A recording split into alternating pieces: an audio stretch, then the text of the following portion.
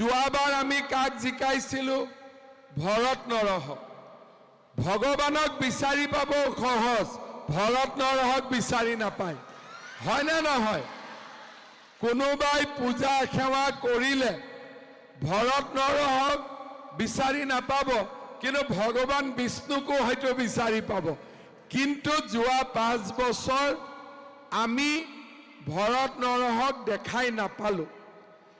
আৰু তাৰ আগতেও যেতিয়া অসমত যোৱা 10 বছৰ বিজেপি চৰকাৰ আহিলে, বাৰে বাৰে নাওবৈচা সমষ্টিত বিৰোধী পক্ষৰ বিধায়ক জিকা কাৰণে আমাৰ সমষ্টিটো বহুত পিছুৱাই গ'ল। আৰু সেইকাৰণে এইবাৰ আমাৰ কাৰণে এটা ভাল খবৰ হ'ল যে পুৰণি নাওবৈচা সমষ্টি দুটা ভাগ হ'ল, ৰঙানদী এটা নিজৰ সমষ্টি হ'ল। আৰু এইবাৰ আমি ৰঙানদীৰ পৰা এজন যুৱ প্ৰাৰ্থীক আমি MLA কৰিম, যাতে যোৱা 10 বছৰ যিমান কাম নহ'ল সুদে আৰু মূলেৰে সৈতে ঋষিৰাজ হাজৰিকাই ৰঙানদীবাসীক ঘূৰাই দিব পাৰে।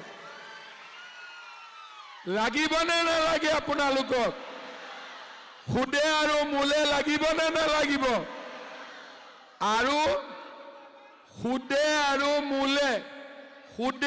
মূলে যদি ঘূৰাই লাগে, আমি ঋষিৰাজ হাজৰিকাক ইলেকশ্যনত ভোট দিব লাগিব, হয়নে নহয়? আমাৰ ইয়াতে কংগ্ৰেছৰ কেণ্ডিডেট হৈছে। যোৱা বছৰ আমি তেওঁক আমাৰে কেণ্ডিডেট পাতিছিলোঁ, কিন্তু জয়ন্ত ভূঞাৰ এটা ডাঙৰ গুণ আছে। জয়ন্ত খাউণ্ডৰ এটা ডাঙৰ গুণ আছে, তেওঁ ইলেকশ্যন জিকি ভাল নাপায়, তেওঁ হাৰি ভাল পায়।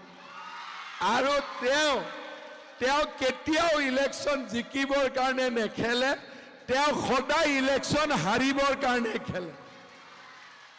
নহ'লে কোনোবা ইলেকশ্যনৰ 2 দিন আগতে দল পৰিৱৰ্তন কৰে নেকি? তাৰমানে তেওঁৰ ভাগ্যত হাৰাটোৱে লিখাই আছে, এইবাৰো তেওঁ নিশ্চিতভাৱে হাৰিব।